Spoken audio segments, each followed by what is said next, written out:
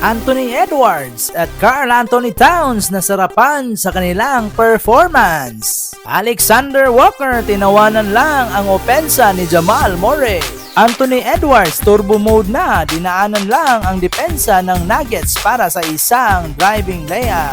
Minnesota Timberwolves versus Denver Nuggets para sa kanilang Game 2 sa semis. First quarter action, unang puntos nagmula kay Aaron Gordon.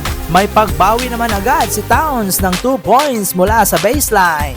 Jokic naman napabagsak si Towns at 2 points ito para sa kanya. Karl Anthony Towns agad nagpaula ng 3 sa first quarter at sinundan pa ito ng isang reverse driving layup mula kay Edwards at agad itong binawian ni Gordon ng isang corner 3. Anthony Edwards naman may pagbawi agad ng isang malakasang drive at sinundan pa ito ng isang driving layup mula kay Alexander Walker. Baseline pass naman para kay Jokic para sa isang 3 para sa Nuggets. Fast break transition naman ang pagbawi ng Wolves mula kay Morris. Nikola Jokic tinawagan ng offensive foul ng masiko si Naz Reid sa mukha. Abante ng 8 points ang Wolves bago nagtapos ang first quarter. Nikola Jokic hirap pa ring makascore mula sa paint area. Samantalang ang Wolves ang dali-dali lang makascore ng 3. Jamal Murray kahit hirap makascore may pagbawi pa naman ng isang driving layup. Pero agad itong binawian ni Naz Reid ng isang 3. Eurostep naman mula kay Michael Porter Jr. At sinundan ito ni Jokic ng isang tough layup. Denver Nuggets nahirapan dipinsahan ang Timberwolves at hanggang foul na lang. Sa kabilang banda, Jokic naman isang alley-oop para kay Gordon. Second chance points naman ang pagbawi mula sa Wolves. KCP nagalit at tinuturo ang referee ng matawagan ng foul sa isang jumper ni Edwards. Anthony Edwards turbo mode na, dinaanan lang ang depensa ng Nuggets para sa isang driving layup. Coach ng Nuggets na pa-time out at tinuturo pa ang court kung saan nakapag-layup si Edwards na walang nagawa si Gordon. Jokic naman para sa isang kick-out pass mula pa rin sa left corner.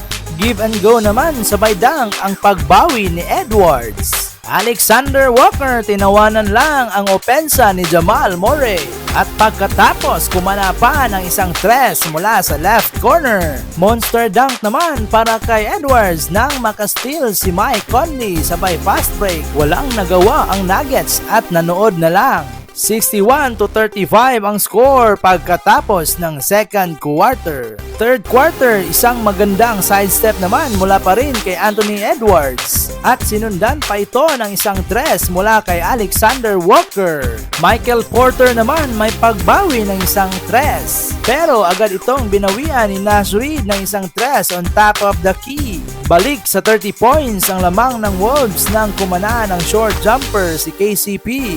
Another tough layup mula pa rin kay Nikola Jokic. Contested turnaround fadeaway jump shot naman ang pagbawi ni Edwards. Talagang binubuli lang ni Edwards kung sino man ang nakabantay sa kanya. Anthony Edwards nasarapan at naganahan sa kanyang performance. Tinambakan lang naman ng Denver Nuggets. Jamal Murray naman may pagbawi ng isang driving layup. Hook shot naman ang pagbawi ni Naz Reid. Fast break naman mula kay Jokic at Porter bago nagtapos ang third quarter. Fourth quarter action mula kay Brown at Jackson. Isang magandang bounce pass na nagmula kay Jackson patungo kay Brown. Alexander Walker kumana na naman ng isang 3 mula pa rin sa left corner. Bahagyang nabuhayan ang home crowd nang makadang si Gordon mula sa miss ni Murray. Anthony Edwards nag-ala Michael Jordan pagkatapos kumana ng isang 3 mula sa right corner at sinundan pa ito ng isang magandang spin na may kasamang foul.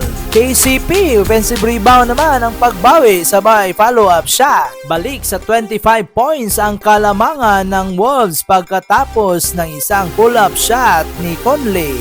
Unti-unti nang nauubos ang oras para sa Denver Nuggets. Isang driving layup mula kay Edwards to seal the deal. Under 4 minutes to play, nasa bench na ang starters ng Nuggets. At sa huli, panalo ang Wolves sa score na 106-80.